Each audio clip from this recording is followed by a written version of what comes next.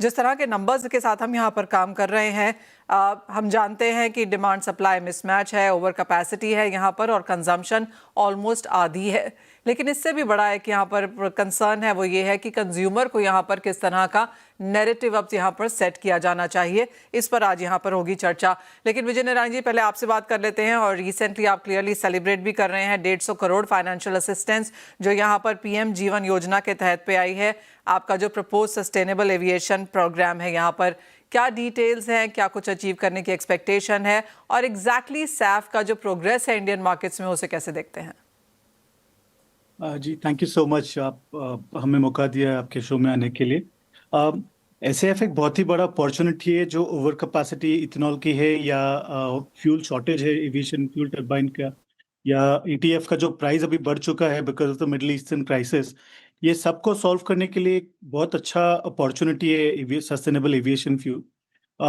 जब हम planning stage पे थे 1.5-2 साल पहले, तब एटीएफ का प्राइस ऑलमोस्ट 100-110 रुपये पर लीटर था और हमारा एक्सपेक्टेशन एसएएफ का ऑलमोस्ट 200 रुपये पर लीटर हुआ करता था।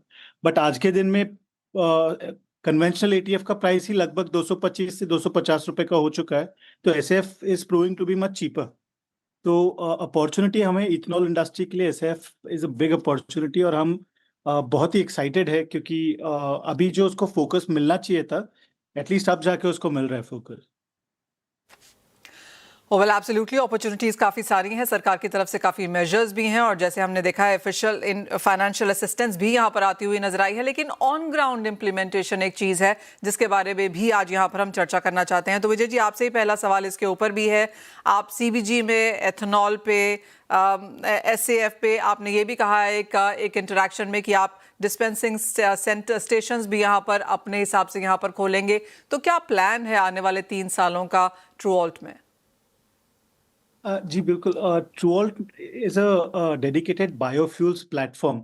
हम शुरुआत की हमारी इथेनॉल से, और फिलहाल में इथेनॉल में हमारा 5 प्लांट्स ऑपरेशनल है जो 2000 किलोलीटर्स पर डे की कैपेसिटी ऑलरेडी बन चुकी है। और अभी आगे जाके हमें कैपेसिटी यूटिलाइजेशन को बढ़ाना है क्योंकि अभी ओवर सप्लाई का जो सिचुएशन है उसको सॉल्व करके आगे बढ़ने से हमारा इथेनॉल बिजनेस प्रोग्रेस होगा।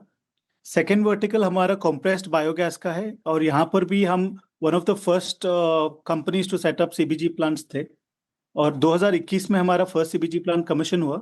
अभी हम और 24 सीबीजी प्लांट्स लगाने की प्लान्स में है, और आउट ऑफ 24 हमारा 11 प्लांट्स ऑलरेडी अंडर कंस्ट्रक्शन है। 6 प्लांट्स विद गेल कंस्ट्रक्शन अभी शुरू होने वाले हैं, और 3 with Sumitomo already under construction है जो जॉइंट वेंचर के साथ है।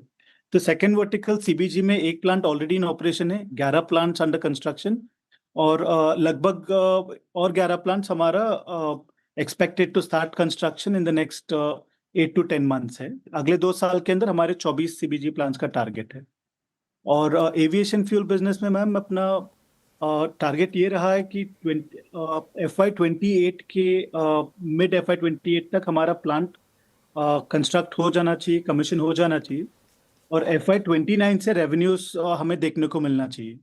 और ये जो पीएम जीवन योजना का जो कैपिटल इंसेंटिव मिला है उससे हमें और एनकरेजमेंट और मोटिवेशन मिला है to fast track the progress aviation fuel में।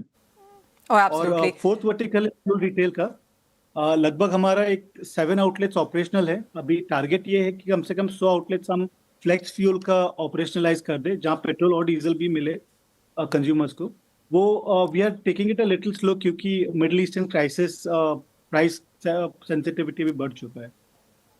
ऑलराइट, इससे पहले कि मैं मूव ऑन करूं विजय जी, ये सवाल आपसे ही पूछ लेती हूँ कि जैसे आपने कहा कि FY29 में ये सारा का सारा आपको रिटर्न्स देना शुरू करेगा, आपकी जिस तरह की इन्वेस्टमेंट्स है और जिस तरह से सरकार की तरफ से हमने नीतियां आते हुए देखी हैं बहुत पॉजिटिव हैं, लेकिन हम जानते हैं कि ऑन ग्राउंड कन्वर्जन इसका होने में अभी भी समय है। आप कहेंगे एक नियर टर्म फाइनेंशियल स्ट्रेस इस वजह से ओवरऑल इंडस्ट्री में है? जी मैम बिल्कुल, आई थिंक, और वो एक पीरियोडिक गैप ही है मेरे हिसाब से। और मैं बहुत ही ऑप्टिमिस्टिक रहा हूँ बायोफ्यूल्स के सेक्टर पे। और क्योंकि गवर्नमेंट ऑफ इंडिया का टारगेट ही 2025 तक का था टू ब्लेंड 20% इथेनॉल, हमें अभी 2025 के आगे का जो प्लान है, रोड मैप है, वो बना नहीं है। और अभी हम पिछले 3 से 4 महीने में देख रहे हैं कम से कम 6 डिफरेंट नोटिफिकेशंस आ चुके हैं, वो E22 से E85 का हो या E85 का डिफरेंशियल प्राइसिंग हो या एक्साइज ड्यूटी एग्जाम्पशन का हो या एविएशन फ्यूल का ब्लेंडिंग ऑफ हाइड्रोकार्बन्स वाला नोटिफिकेशन हो और व्हीकल लॉन्च हो रहे फ्लेक्स फ्यूल वाले। So all these are giving us a good sign कि आगे जाके इथेनॉल इंडस्ट्री के साथ साथ बायोफ्यूल इंडस्ट्री फ्लरिश करे और देश का जो डिपेंडेंसी ऑन इंपोर्टेड क्रूड है वो कम हो।